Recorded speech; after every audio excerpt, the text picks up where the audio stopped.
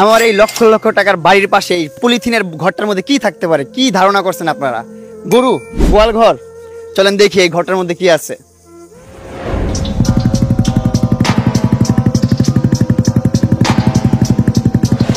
বাংলাদেশের কোটি কোটি ছেলের ইমোশন, যেটা হচ্ছে Honda CBR, R15 and Suzuki GSXR, যেটা হচ্ছে বাংলাদেশের স্পিড কিং। আমার জীবনের প্রথম বাইকটাই হচ্ছে R15 B3। ওইটা ছিল 2018 মডেল, হলুদ কালারের। আপনারা যারা আমাকে প্রথম থেকে ফলো করেন তারা জানেন। আর এটা হচ্ছে 2021 মডেলের R15 V3।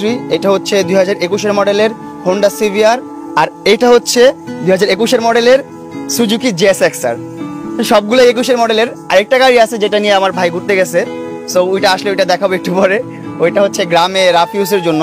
সো আপনাদের একটা প্রশ্ন থাকতে পারে যে এত লাখ টাকা খরচ করে বাড়ি করতে পারছো, কেন ওটা গ্যারেজ করতে পারতেছো না? তো বিষয় হচ্ছে আমি যেহেতু গ্রামে নাই, তাই আমার বাবা মা হচ্ছে যে গ্যারেজটা করতেছিল না। বলছে তুই আয় গ্রামে, দেন তুই নিজের মন মতো করে একটা গ্যারেজ কর, যেভাবে ইচ্ছা সেভাবে কর, যা দিয়ে খুশি তা দিয়ে কর।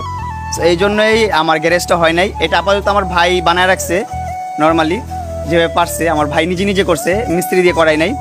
সো খুব শীঘ্রই আমরা একটা গ্যারেজ করবো আমাদের গাড়ির জন্য। আর হচ্ছে আমার যে বাড়িটা, এটা কিন্তু রেডি হয়ে গেছে, বেসিক যেটা আছে সেটা ফুল রেডি।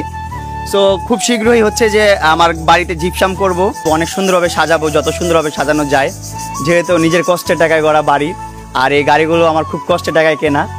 তো এটা আমার জীবনের অনেক বড় অ্যাচিভমেন্ট। অ্যান্ড হচ্ছে যে যখন ভিতরে ডেকোরেশনটা কমপ্লিট করে ফেলবো তখন আপনাদেরকে দেখাবো।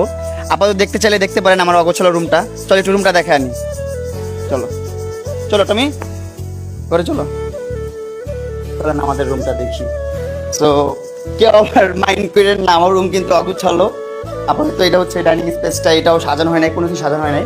এখানে জিপসাম করা হবে, টিভির স্পেস, তারপরে এখানে অনেকগুলো ফ্রিজ, এখানে ফ্রিজ, এখানে ফ্রিজ, এখানে মাইক্রো ওভেন, এখানে ওয়াশিং মেশিন, আরও অনেক কিছু আছে। এই অনেক কিছু দিয়ে ঘরটা ভরে গেছে একদম।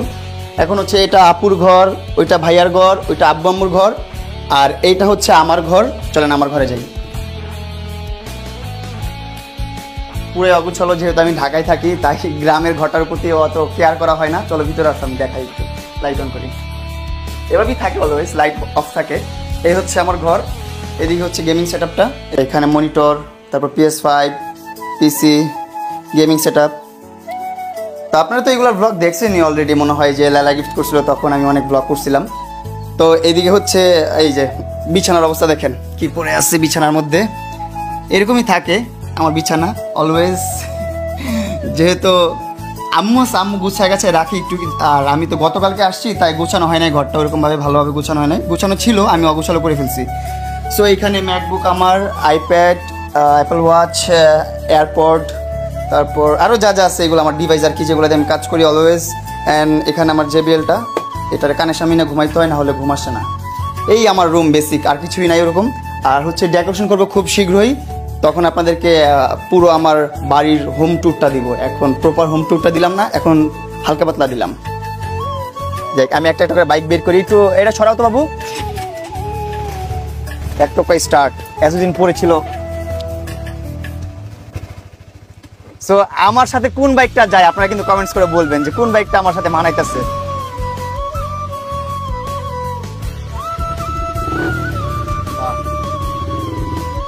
शेर है शेर।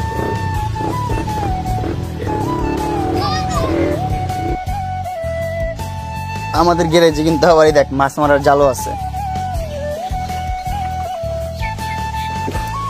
সো এটা কিন্তু আমার হোম ট্যুর ছিল না, এটা ছিল আমার বাইক ট্যুর, যে আমার বাইকগুলো কোনটা কোনটা আছে আর কেমন আছে, আর আমার বাইকের গ্যারেজটা কেমন, এটা দেখাইলাম আপনাদেরকে।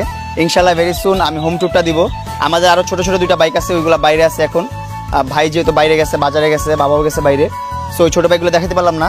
তিনটা স্পোর্টস বাইক যে তিনটা আমার আছে, ওই তিনটাই দেখাইলাম। সো এই তিনটা দিয়ে কোনটা আপনার ফেভারিট আপনি অবশ্যই আমার কমেন্ট সেকশনে জানাবেন।